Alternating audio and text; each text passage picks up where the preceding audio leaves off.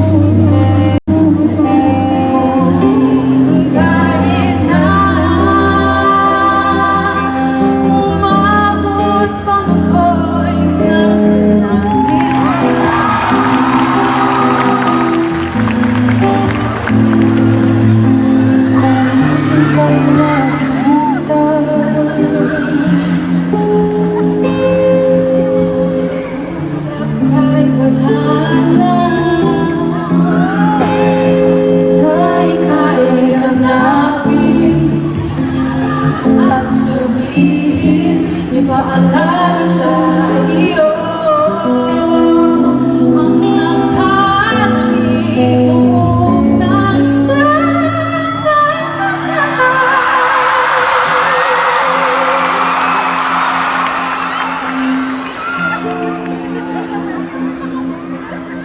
at ika'y aking lahat.